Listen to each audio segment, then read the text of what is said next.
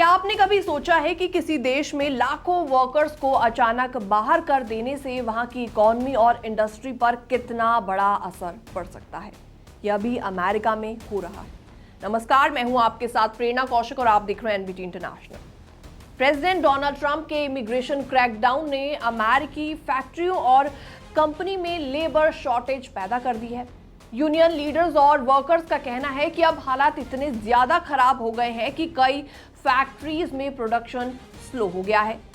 Machines बिना operator के खड़ी हैं और जो लोग काम कर रही हैं उन पर बहुत ज्यादा लोड आ गया है। डोनाल्ड ट्रंप एडमिनिस्ट्रेशन ने हाल ही में 10 लाख से ज्यादा इमिग्रेंट्स का लीगल स्टेटस खत्म करने की कार्यवाही शुरू कर दी है। इसमें क्यूबन्स, हैतियंस, निकारागुआंस और वेनेजुएलान्स को काम करने की अनुमति देने वाला CHNV पेरोल प्रोग्राम भी बंद कर दिया गया है और इसी के साथ ही हर दिन 3000 इमिग्रेंट्स को गिरफ्तार करने का टारगेट भी रखा गया है।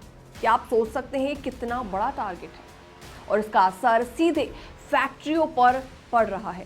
केंटकी के लुइसविले में GE अप्लायंस की फैक्ट्री से 125 से ज्यादा वर्कर्स को अचानक निकाल दिया गया। वहां काम करने वाले जेस रेसिस कहते हैं कि 3 अलग अलग बिल्डिंग्स में प्रोडक्शन गिर गया है। कई जगहों पर कोई वर्कर नहीं बचा जो मशीन चला सके और इसके चलते पूरा सिस्टम खराब हो चुका है, बहुत ज्यादा बिगड़ चुका है।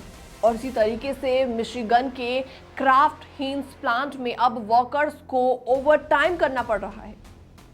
टॉमस टोरेस जो वहां पिछले 13 साल से काम कर रहे थे, उनका कहना है कि 20 साल से काम कर रहे लोग एकदम से नोटिस पा रहे हैं कि उनका इमिग्रेशन ऑथराइजेशन खत्म हो गया है।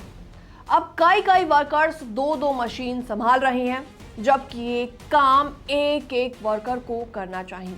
तो इसी दौरान लोग थककर लाइन पर सोने लगते हैं और ये बड़ा सेफ्टी इशू भी बन गया है। तो ये सिर्फ फैक्ट्रीज की कहानी नहीं है बल्कि construction, food, hospitality, care and transportation जैसी इंडस्ट्रीज में भी प्रभावित हो रही है। इकोनॉमिक पॉलिसी इंस्टीट्यूट का कहना है कि अगर डोनाल्ड ट्रंप लाखों इमिग्रेंट्स को डिपोर्ट कर देते हैं तो अमेरिका में 3.3 मिलियन इमिग्रेंट वर्कर्स और 2.6 मिलियन US बॉर्न वर्कर्स की नौकरी चली जाएगी। इससे अमेरिकी इकोनॉमी को सालाना $70 बिलियन से $94 बिलियन का नुकसान हो सकता है। यह हालात वर्कर्स को काफी ज्यादा डरा रही हैं और थका रही हैं। फेयरफैक्स काउंटी की मैरिया जॉस पैडमोर कहती हैं कि एक दिन आप अपने साथी को देखते हैं और दूसरे दिन वो गायब हो जाता है क्योंकि उसका टेम्पररी प्रोटेक्टेड स्टेटस खत्म हो गया है। अब जरा सोचिए उसके परिवार पर क्या बीत रही होगी।